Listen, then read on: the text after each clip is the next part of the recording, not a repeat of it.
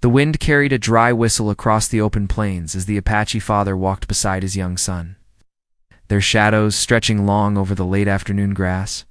The land seemed quiet from a distance, but he felt a kind of weight in the air, as if the ground itself remembered old stories that were waiting to be told.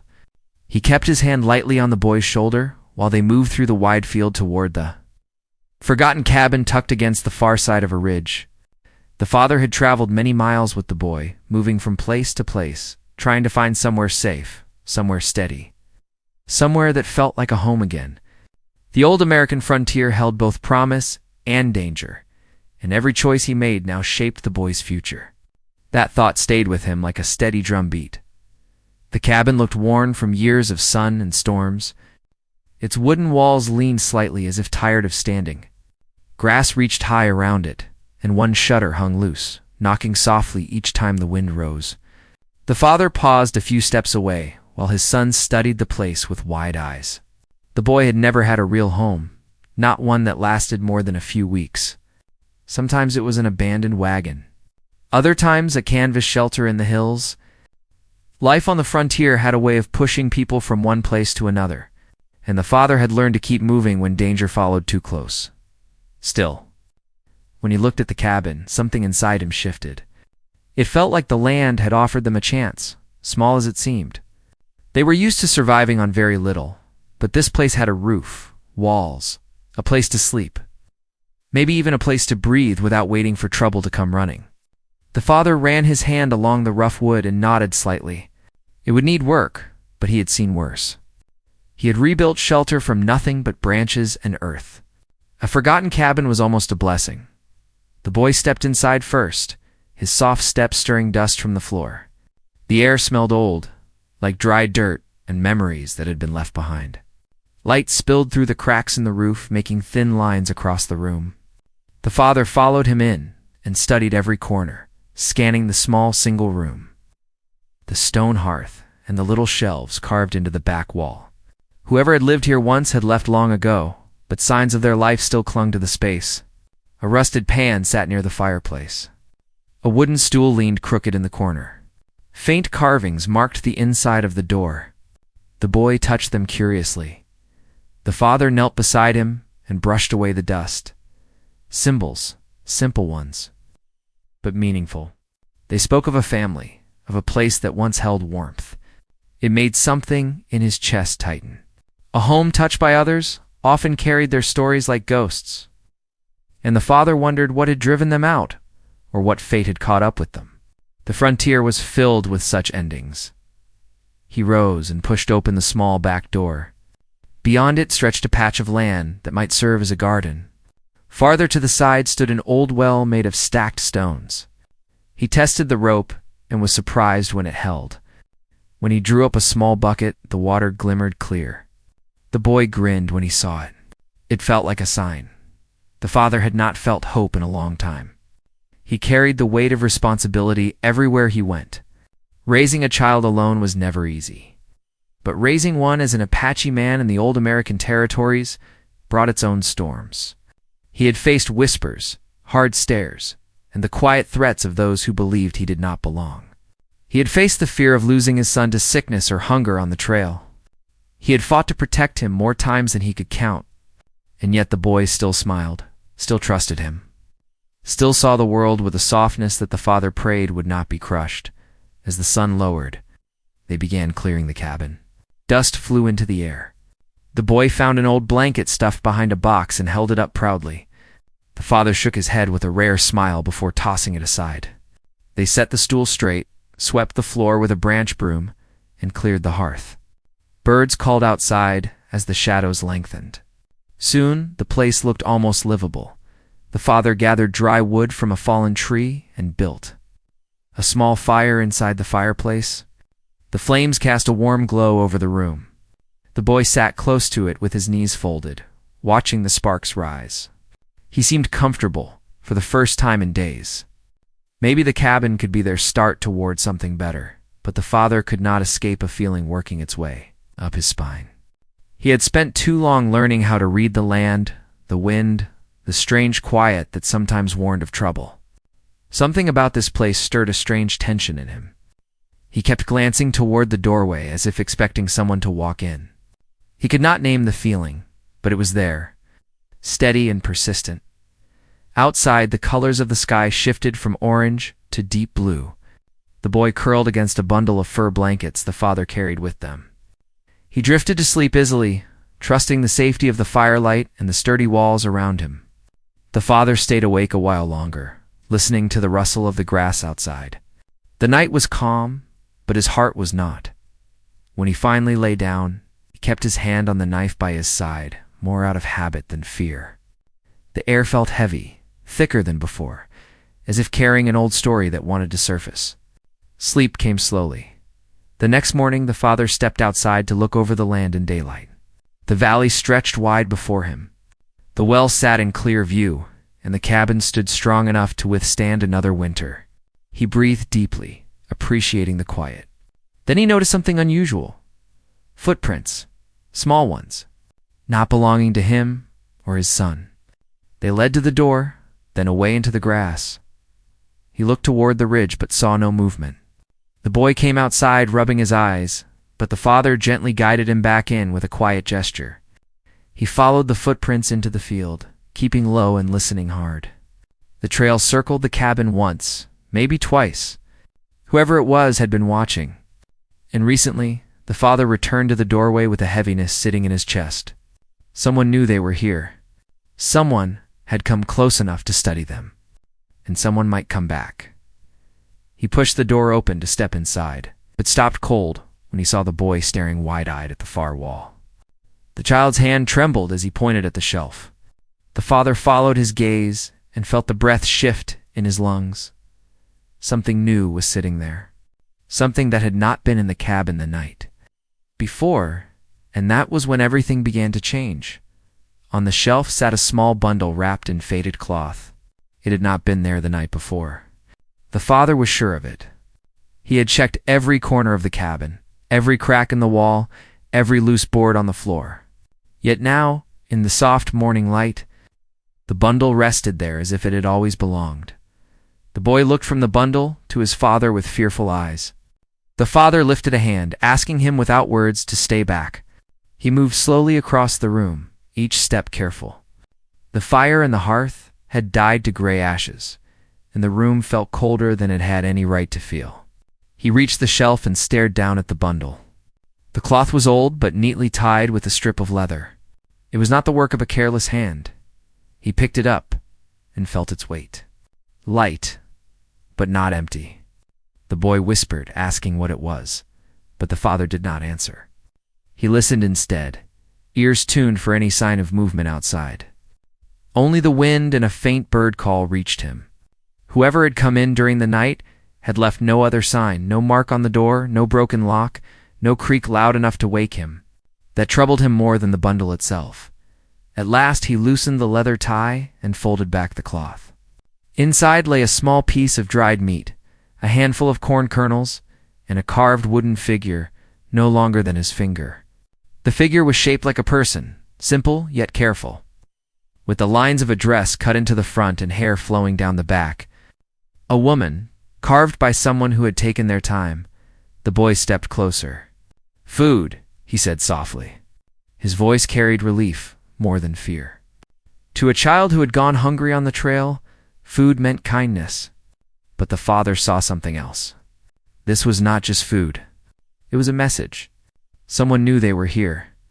Someone had entered the abandoned cabin without harming them, without stealing, without waking them, and then left gifts as if offering a welcome or a warning. The father wrapped the bundle again and set it back down. He told the boy to eat only the dried meat, and even that he studied first for any sign of wrong. The old American frontier had a way of turning even simple things into traps. But there was nothing strange about it, nothing bitter on the air. The boy chewed happily, while his father's mind ran through questions he could not answer. To calm his thoughts, he stepped outside. The sun was higher now, lifting the mist off the grass. The footprints he had seen earlier looked even clearer. Small feet. Someone light. He crouched beside the prints and ran his fingers over them, feeling the depth. Not a child, he decided. Not quite. Someone somewhere between the size of his son and a grown person. Maybe a young woman, maybe an older child. The trail led from the ridge to the cabin and then curved away toward a line of brush near a narrow creek. He followed it a short distance. The ground near the creek was muddied by hooves, wagon wheels, and boots that were older than yesterday. Hunters passed this way. Travelers too, but only one set of new prints matched the ones by the cabin.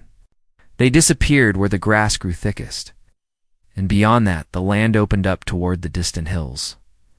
The father stood there, listening, the breeze lifting the ends of his dark hair. He was a single Apache father traveling with his son in a country where a man like him could never fully rest. He had crossed paths with settlers who feared him, soldiers who watched him, and drifters who treated him as less than human.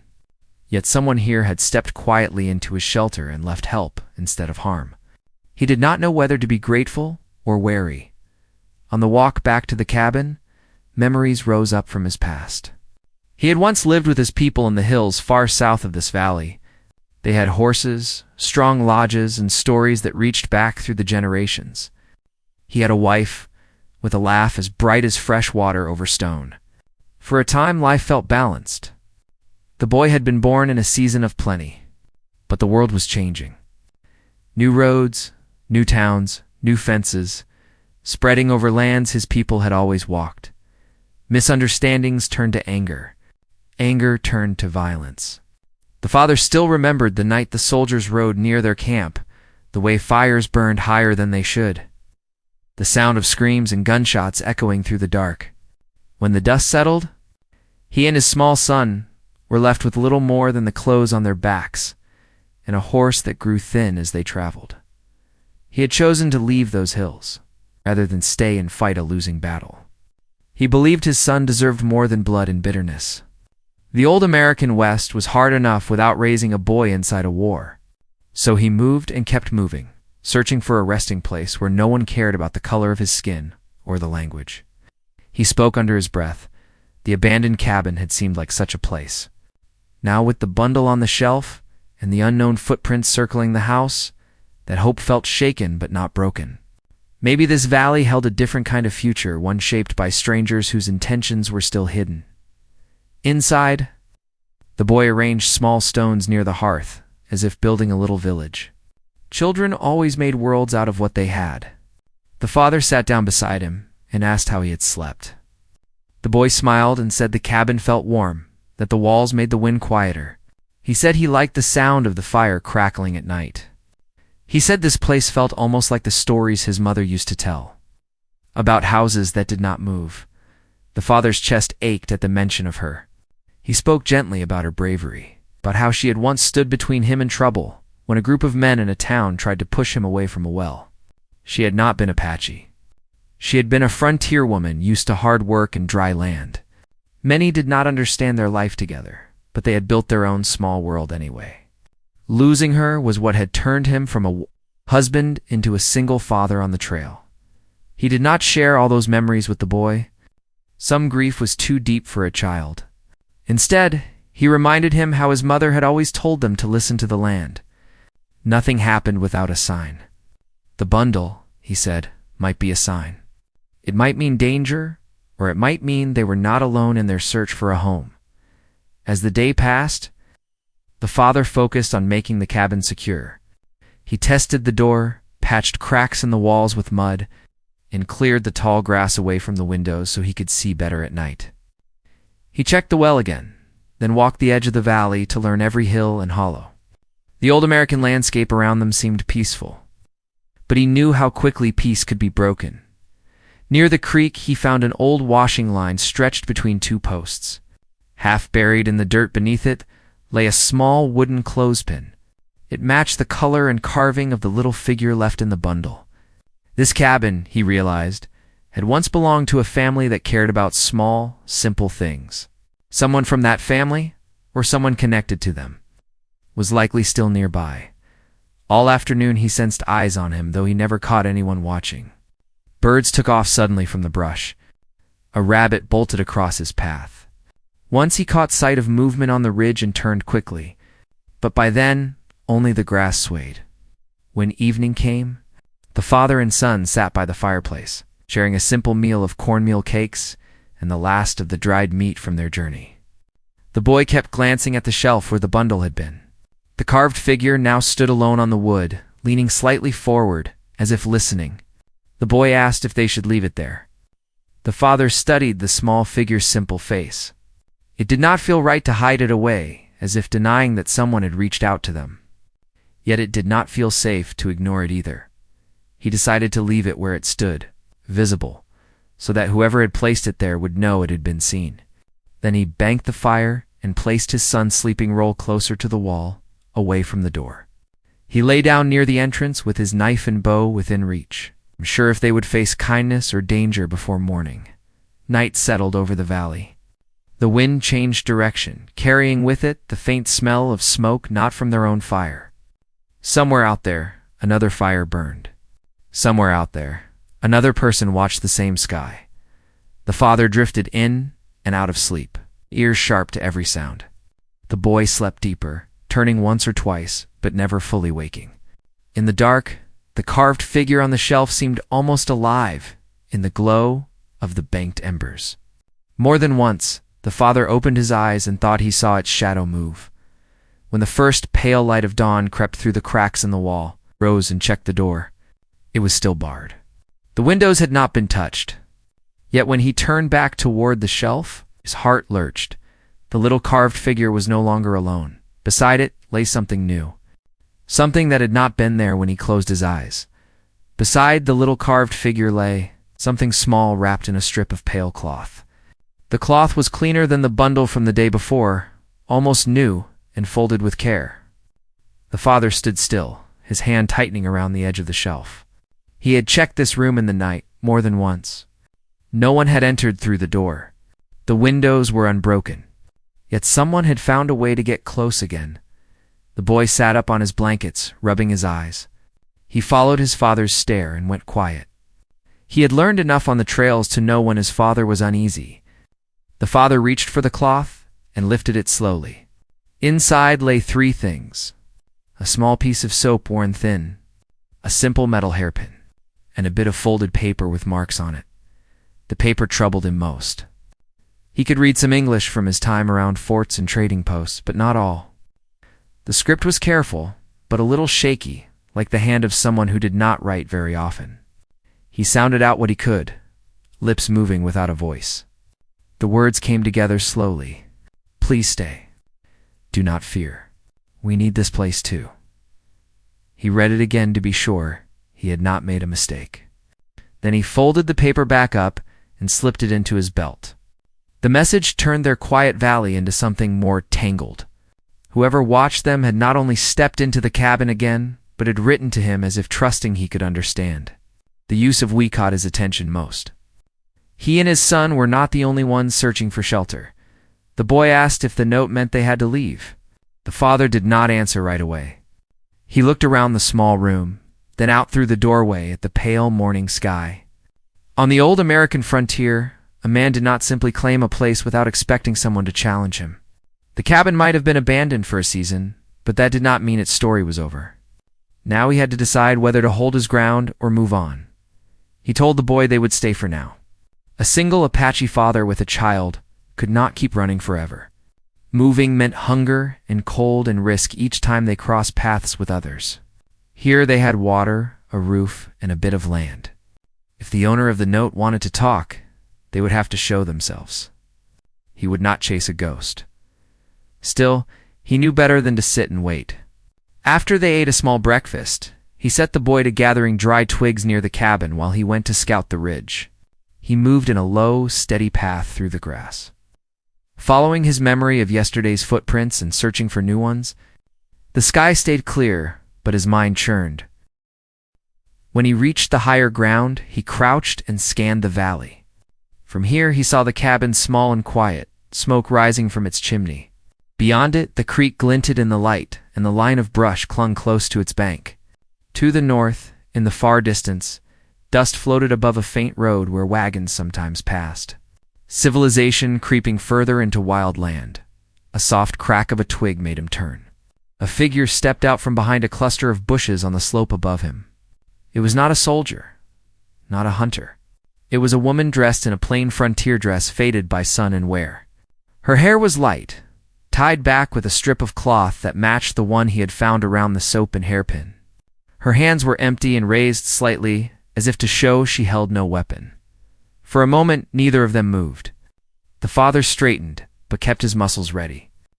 He knew how quickly calm faces could turn to anger when they saw an Apache man. He had been cursed at, pushed, and once nearly dragged from his horse for simply walking through a town. The woman's eyes flicked past him toward the cabin below. She cleared her throat and spoke in a low voice. She said the cabin had belonged to her family once. Her husband had built it with his own hands. She said she had watched them arrive 2 nights before and had not known what to do. The father listened without interrupting, measuring every word. She said her husband had ridden off with a group of other men months back, promising to return with money and supplies. He never came back. The town on the far road had ruled that the cabin and the land no longer truly belonged to a woman alone. Some men had tried to claim it, but she had hidden in the brush with her young daughter, waiting for a chance to reclaim what was left of her life. He heard the hitch in her breath when she said daughter. The word explained the small footprints. It explained the simple carved figure shaped like a woman and the timid notes left inside the cabin. She had been as careful of him as he was of her. She admitted she had crept in while they slept. She had meant to see what kind of man he was. She had seen his son tucked close to him, and something in her had softened. She had left the food and the figure as a test. If he destroyed them or cast them aside, she would keep hiding. If he left them untouched, maybe there was a chance they could share this valley without turning it into another battleground. The father studied her face. There were tired lines around her eyes, the kind that came from worry more than age. Dirt marked her dress. A thinness around her cheeks hinted at hunger. She spoke of fear for her daughter. Fear of the men from town who might come again, and fear of the Apache travelers she had heard stories about since childhood. Yet here she was, standing in front of one, voice shaking but steady. He told her simply that he did not want trouble. He wanted a safe place for his son, nothing more. If this was truly her family's land, he could move on again. The words were bitter in his mouth, but he said them anyway. He would not be the man to push a woman and child from their only shelter. She surprised him by shaking her head. She said the town no longer cared that the cabin was hers. To them it was a piece of land waiting for the right buyer. Men rode past from time to time, looking for signs of life. If they saw only a lone woman, they might think they could take what they wanted. If they saw an Apache father and son living there, they might come with guns instead and erase all of them.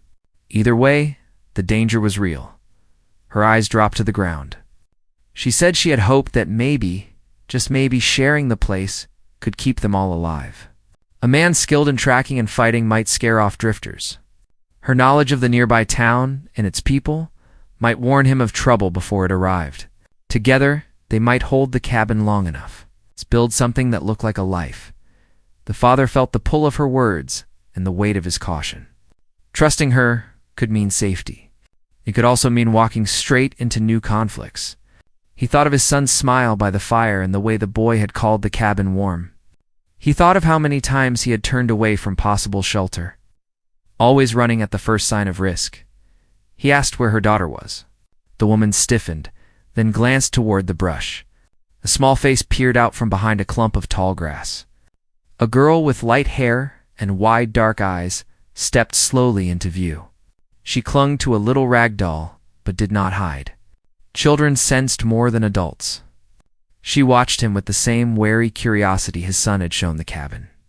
Back at the cabin, his boy was likely waiting and wondering why his father had not yet returned. 2 children, 2 parents, all shaped by loss in different ways. The father felt the old land around them listening. He proposed a simple idea. They would return to the cabin together, but they would not speak of promises yet. For a few days, they could see if living side by side was even possible. No one in town needed to know all the details. If riders approached, they would decide in that moment how to face them. Until then, they would keep their own rules. The woman hesitated. Then she nodded, as if deciding something she had battled with in her heart long before this day. She called gently to her daughter, who trotted down the slope with small steps. Together they followed the Apache father back toward the cabin. As they walked, tension hung between them like a rope pulled tight. Each step closer to the cabin meant one less path of escape. The woman wondered what her neighbors would say if they saw her under the same roof as an Apache man. The father wondered what his own people would think if they could see him now, sharing ground with a woman from the settlements. Trusting her near his child, the boy at the cabin door spotted his father first. Relief crossed his face, then confusion when he saw the two strangers behind him. He straightened, as he had seen his father do, shoulders back, eyes serious. The little girl slowed when she saw him, clutching her doll tighter. She had only ever heard harsh stories about Apache, but this boy did not look like a threat. He looked like someone who had been lonely for too long. Inside the cabin, the air grew thick. The woman stepped over the threshold with careful respect, tracing the familiar walls with her eyes. She ran her fingers over a notch near the door where her husband had once marked their height each year. Her daughter reached out and touched the same spot, whispering that she barely remembered those days. The father and his son watched them quietly. The boy could sense his father's caution and copied it, but his gaze kept going to the little girl's doll. She caught him looking and shifted a bit closer to her mother. The woman finally spoke. She said this place held memories for her, but she could not bring them back by herself. She looked at the Apache father and said that maybe the land was asking them to write a new story. One where different people tried to stand together instead of tearing each other apart. Her voice trembled, but she did not look away. Before he could answer, distant sound rolled across the valley. Hoofbeats, more than one horse, coming from the direction of the road. The father's body tensed. The woman's face went pale. The children turned toward the door in unison. The cabin that had felt so still moments before suddenly seemed far too small for the fear pressing in on them. Outside, the hoofbeats grew louder, carrying with them the first clear sign that the world beyond this valley had discovered they were here. The hoofbeats rolled closer, steady and sure, like a drum announcing trouble. Dust rose on the far edge of the valley, and the sound bounced off the hills until it felt like the earth itself was shaking. The single Apache father moved first. He stepped away from the window and reached for his bow and knife. The frontier woman grabbed her daughter's hand and pulled her quietly toward the corner farthest from the door. His son stood near the hearth, eyes wide, torn between fear and the desire to prove he was not a little child anymore. The woman's voice came out tight. She said the riders would almost certainly be from town. Maybe men looking to see if the cabin was empty again? Maybe traders. Maybe worse. She knew their type. Some were decent enough when sober. Others drank hard and liked to show their power, especially when they thought a woman or an outsider had no one to stand with them. Her fingers trembled where they gripped her daughter's shoulder. She did not want those men to see her fear. The father asked quickly how many riders usually came this way. She said 3 or 4. Men who thought of this land as something to measure and sell. Men who had once told her she should leave. The cabin would be better used by someone who could put it to work for the new town. She did not repeat the things they had called her when she refused. But the father saw the shame and anger in her eyes and understood enough. He looked at the 2 children. It was not just his boy he had to protect now. There was also a small girl clutching a rag doll, her face pale but steady. The valley that had seemed like a quiet blessing was now a bowl the riders were about to pour into. There was no time to run. If they slipped out the back door and into the tall grass, the riders would see them easily from the ridge. They were surrounded by open plain. He made a decision. He told the woman that he would go outside first. If the men meant harm, better it fall on him than on the children. She shook her head at once. She said if they saw an Apache man stepping out of her cabin, they might fire before he said a word. They might think he had taken her hostage or worse. Her voice cracked on the last word, and the room went silent. For a moment, they stood locked in that fear. 2 very different lives caught in the same trap. Then she set her jaw and spoke again, more calmly. She said they would face the riders together, but they needed a story that might keep guns in their holsters. If the men believed the Apache father was forcing himself on them, things would go bad fast. If they believed he was part of some plan to cheat the town, the result would be the same. An idea formed between them as the hoofbeats grew louder. She said she could tell the riders he was helping her rebuild the abandoned cabin, working the land in exchange for shelter. Hired hands were common in old American frontier life, even hands that made some folks uneasy. If she acted as though she was in charge and willing to vouch for him, maybe the men would hesitate before picking a fight. The father did not like the idea of standing behind her words as if he were something she owned, but he understood the need. Survival often required swallowing pride. He knelt in front of his son. He told the boy to stay inside with the girl and not move from the corner near the hearth. Whatever they heard outside, they were not to come out unless he called them. The boy nodded, lips pressed tight. He wanted to stand beside his father like a grown man, but he also felt the weight of protecting the little girl if anything went wrong. That responsibility settled on his small shoulders like a blanket. The riders were close enough. Now that the children could hear the jingle of tack and the low murmur of voices, the father slid his knife into his belt and slung his bow across his back. He did not want to appear as if he was greeting them with weapons drawn, but he would not meet them empty-handed either. The woman smoothed her dress with shaking hands, wiped a streak of dust from her face, and lifted her chin. She told her daughter to stay with the boy and listen only to him. Then she moved to stand just behind the father as he unbarred the door. Sunlight flooded the small room for a moment, then the door swung open, and the father stepped out onto the worn threshold. 3 riders approached the cabin, their horses snorting and tossing their heads. 2 of the men wore trail-worn coats and wide hats. The third had a deputy's badge pinned to his vest. Even from a distance, their eyes fixed on the doorway with sharp suspicion when they saw who stood there. The deputy's hand drifted to the butt of his revolver. He did not draw it yet, but it rested there like a promise. He called out, asking what an Apache man was doing in that cabin. His tone carried that hard mix of curiosity and warning, as if he was already half convinced of wrongdoing. The father stood tall and answered calmly that he was helping the woman tend the place and watch over the land. His voice did not shake. He spoke the simple truth, wrapped in the story they had agreed upon. Right on cue. The woman stepped into the doorway behind him. She greeted the riders by name, or at least 2 of them. That small detail seemed to unsettle them. They had expected the cabin to be empty or taken over by strangers. Seeing her there, someone they recognized as a widow from the edges of their town, made the picture more confusing. One of the men called her foolish for letting one of them stay under her roof. He nodded toward the father with a sharp jerk of his chin. She held her ground. She said she did not ask the town for help when her husband rode off and never came back. She said none of them came to fix the roof or bring her food when the winter winds nearly tore down the cabin. Now that she had found a way to keep the place standing, she would not be told who she could or could not share it with. Her words shook a little, but the anger behind them was real. The deputy's gaze slid from her to the father and back again. He asked if she understood what people in town would say if they heard an Apache man was living with her. She answered that people in town liked to talk no matter what she did. Talking never put bread on her table or water in her well. The deputy's jaw tightened. He shifted the subject to the land itself.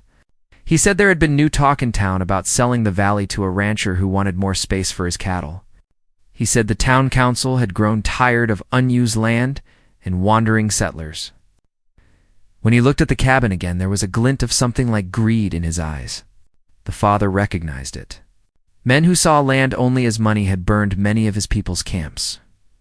Inside the cabin, the children listened to every word drifting through the cracks in the wall.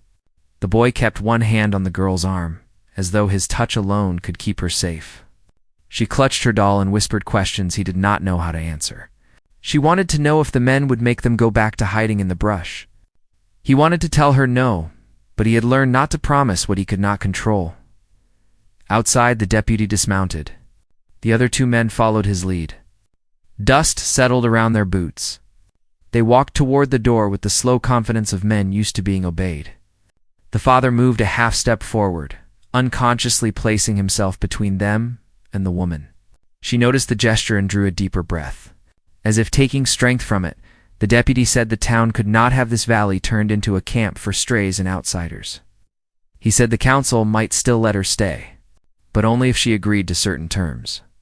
She would need to sign papers at the town office, agree to pay new fees, and keep better company. His eyes flicked again to the father as he spoke the last words. The meaning was clear. If she wanted to keep her home, she would have to send the Apache father and his son away. Her stomach clenched. This cabin held memories of her husband's laughter and the early days of her daughter's life. It was the last piece of him she still had a hold on. Giving it up felt like letting go of him forever. Yet looking at the father beside her, she saw another kind of loss. He had carried his son across miles of hard country in search of a place that would not push them out. Sending them away now might save her from town gossip and angry councilmen. But it would also turn her into the kind of person she had always hated. She did not answer right away. The father broke the silence. He said quietly that if forcing them to leave would keep harm from her and her child, he would go. It went against everything inside him, but he would not be the cause of more pain. The old American lands had already seen too much of that. His words surprised her almost as much as the riders. She turned to look at him, and in his eyes she saw not weakness, but a kind of worn-out dignity that made her chest ache. The deputy seemed satisfied, as if the problem were already solved. He told the father that leaving the valley within a day would be wise. He hinted that some of the ranch hands did not take kindly to lingering trouble. The father heard the threat under the polite words. He had heard it many times in different towns. He also heard the children shift inside the cabin and felt the anger rise in him like fire under ice. One of the other men wandered toward the well, peering inside as if checking the water level for himself. The second rider circled around the side of the cabin, pretending to inspect the land. In truth, he was looking for anything of value that might have been hidden. The woman saw his eyes linger on the stacked firewood, the cleared patch of ground where a small garden might grow, the sturdy walls the father had patched. This was no longer just an abandoned cabin. It was becoming a home again. Men who lived on trade and easy profit could smell that kind of value. Tension grew thicker with every breath. The father's muscles were tight, ready for movement, yet he held back. Any sudden step could turn the moment into violence. And in a fight with 3 armed men, he knew someone inside the cabin would pay the price. The woman felt the same pressure. Her world seemed to hang between the rider's demands and the quiet strength. Of the man standing beside her, the deputy said he would return tomorrow for their answer.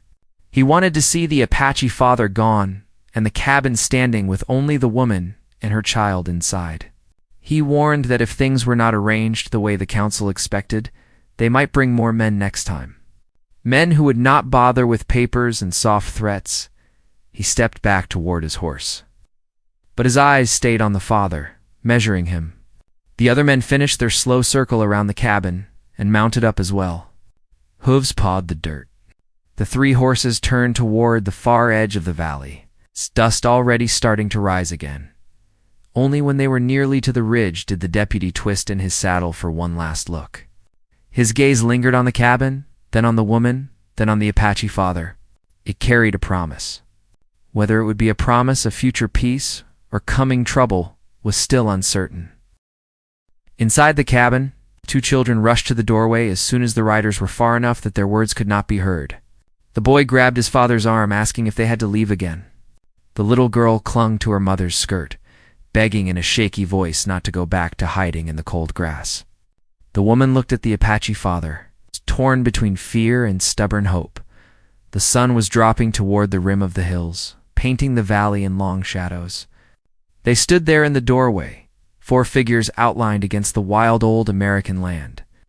Listening to the fading hoofbeats that would soon return, the father knew that by the time the riders came back, every choice they made now would decide who stayed, who left, and whether this little cabin in the valley would become a true home or another burned-out memory.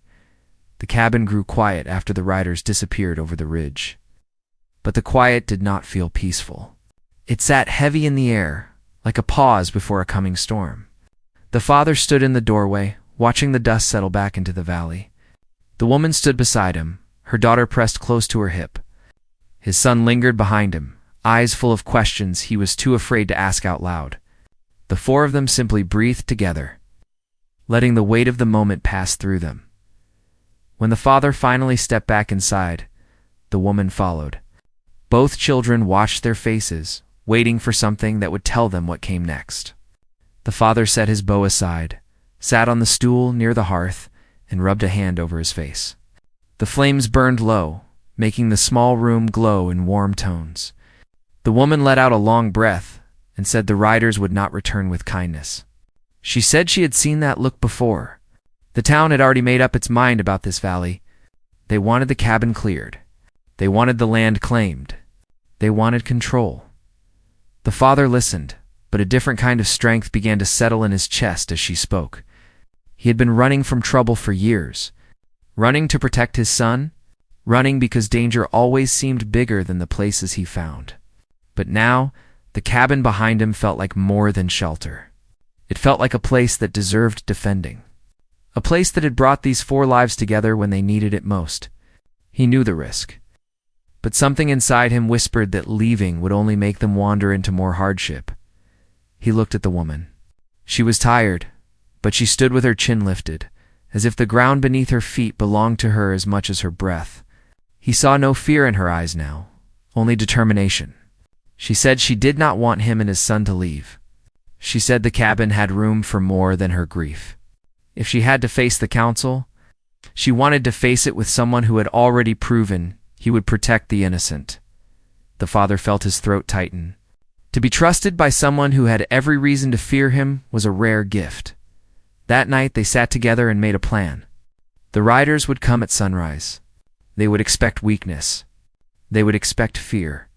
They would expect the father and his son to be gone, slipping quietly into the night. Instead, they would find a family standing together, not by blood, but by choice. The woman suggested that they greet the riders outside, not hiding in the cabin. She said they had nothing to be ashamed of. The father agreed. The land itself seemed to agree too. The wind softened as they talked, stirring the tall grass like a quiet promise. The children listened from the hearth. The boy, though young, could sense the gravity in his father's voice. The little girl clutched her doll, leaning against her mother's knee. She whispered that she wished the men from town would just go away. Her mother stroked her hair and said trouble rarely disappeared on its own. Sometimes people had to stand firm and show the world they would not be pushed aside. When the fire died low, the father checked the windows and doors one more time. He whispered to his son that no matter what happened in the morning, he should stay close to him. The boy nodded, placing his small palm in his father's hand before crawling into his blankets. The father studied him for a moment. The boy's steady trust lit something deep in him, a sense of purpose stronger than fear. Morning came with a sharp chill. The sky glowed pale gold as the first rays of sunlight stretched across the valley. The woman woke her daughter and braided her hair, just as she used to when her husband was alive. The father stepped outside to gather a few logs for the morning fire, breathing in the cold air. It smelled of dew and earth, not danger. But he knew danger traveled quietly. The hoofbeats returned before the sun fully crested the ridge. This time there were more of them, at least 5 horses. Dust rose like a warning. The father and the woman stepped out of the cabin together. The boy and girl stood just inside the doorway, watching through the cracks, their small hands clasped. The deputy led the group again. His eyes narrowed when he saw the Apache father still standing there. He muttered something to the man beside him, who nodded and rested his hand on his rifle. But the father did not flinch. He stood tall, the wind brushing his hair back. The old American land behind him like a silent witness. The woman stepped forward before the deputy could speak. She lifted her chin and said she would not be leaving her cabin. She said she had built a life there with her daughter. She said she had asked the Apache father and his son to stay, not out of fear, but because they brought strength and honesty to her home. She said the cabin was better with them than without them. The men looked startled by her boldness. The deputy scoffed, saying the council would never accept such an arrangement. But the woman held firm. She said she would sign no papers that turned her home into someone else's profit. If the council wanted to take the land, They would have to face the truth that she was not alone anymore. The father stepped beside her. He told the riders that he came with no anger, no threats, no desire for conflict. He said he only wanted a safe place for his son. He said he would not harm anyone unless they harmed his family first. The word family made the woman turn sharply toward him. The boy inside the cabin straightened his back. The little girl gripped her doll tighter, as if she understood something bigger had been spoken. The deputy looked at the children, then back at the adults. Something in his expression shifted. Maybe it was the sight of two families blending into one. Maybe it was the steadiness in the father's voice. Maybe it was the stubborn fire in the woman's eyes. Whatever it was, it softened his anger. He lowered his hand from his revolver and told the others to stand down. He said the council might not like the decision, but he would report what he saw. A family trying to live quietly. A cabin repaired with honest work. A valley big enough for those who respected it. He warned them to keep peace with the town, to avoid conflict, to stay out of trouble. The father nodded. The woman nodded. The deputy seemed satisfied. Then the riders turned back toward the ridge. The sound of hooves faded slowly until the valley fell silent again. The father and woman stayed outside until the dust settled. Only then did they look at each other with relief softening their features. The children rushed out and clung to them, laughing with joy they could not contain. The father lifted his son into his arms, feeling a weight lift from his shoulders. The woman knelt and kissed her daughter's forehead. They walked back into the cabin together. The fire crackled warmly. The carved wooden figure still sat on the shelf, standing tall. The soap and hairpin were beside it as if waiting for the next chapter. The father looked around the room. This cabin was no longer a place he had stumbled upon. It was a home, a real one. One built not from wood and stone alone, but from trust and courage. A place where a single Apache father and his son, a widow and her daughter, could build something new, something strong, something hopeful. As the sun climbed higher, filling the cabin with golden light, he realized the valley had given him something he thought he had lost forever. Not just safety, not just shelter, but belonging. The old American frontier had taken much from him, but now it had given him a family shaped by shared struggle and unexpected kindness. The woman smiled at him, warm and steady. He returned it. The children's laughter filled the cabin like music carried by the wind, and for the first time in a long time, the father felt the world settling gently into place.